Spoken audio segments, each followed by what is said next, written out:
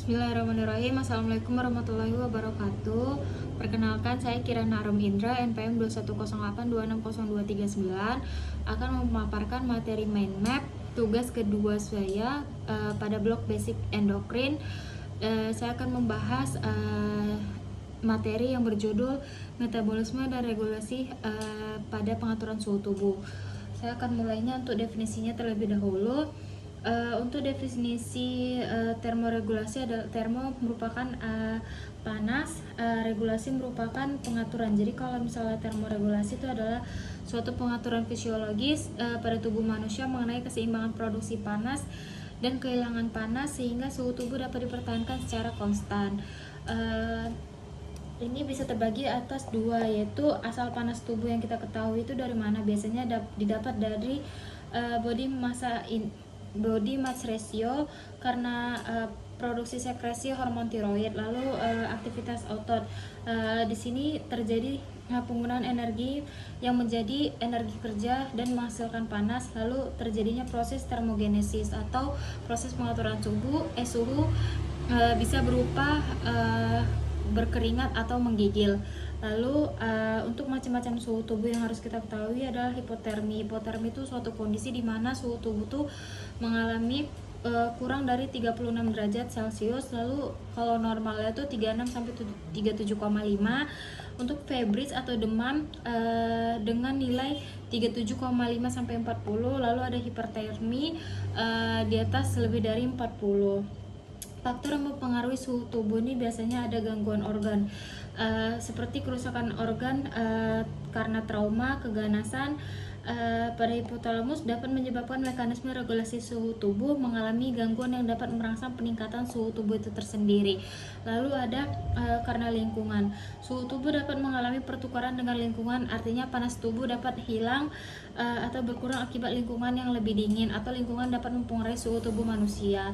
Lalu ada irama diurnal, suhu tubuh bervariasi pada siang dan malam hari. Suhu terendah manusia yang tidur pada malam hari dan bangun sepanjang siang terjadi pada awal pagi dan tertinggi pada awal malam. Kalau pada jenis kelamin itu sesuai dengan kegiatan metabolisme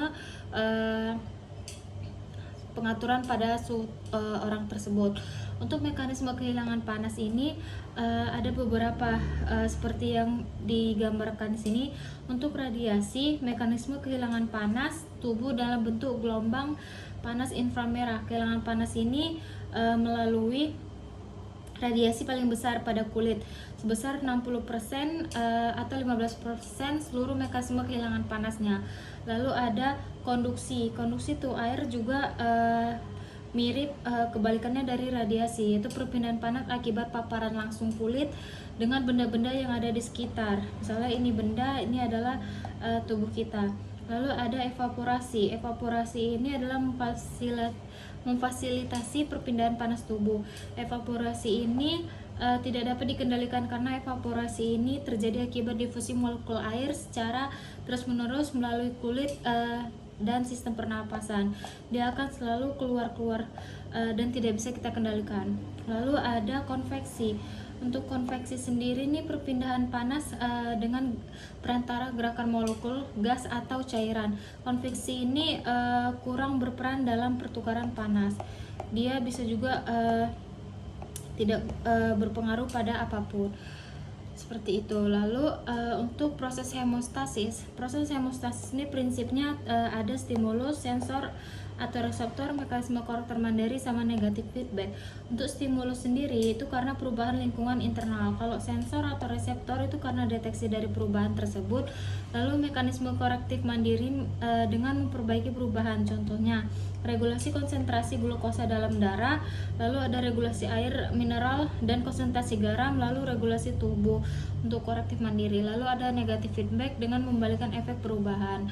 Lalu untuk patofisiologi dari metabolisme dan regulasi ini, usia pada kita yang sudah mengalami penuaan 65 tahun akan kehilangan massa otot dan cadangan lemak, maka terjadi penurunan suhu tubuh. Penurunan suhu tubuh ini, penuaan ini bisa juga disebut karena disfungsi otonomi pada hipotalamus, lalu penurunan fungsi tubuh termoregulasi juga akan mengalami penurunan suhu tubuh, yaitu kurangnya pengetahuan, informasi yang tidak tepat, dan akan terjadi kecemasan. Untuk penurunan metabolisme tubuh ini seperti penurunan energi, kelemahan, intoleransi aktivitas.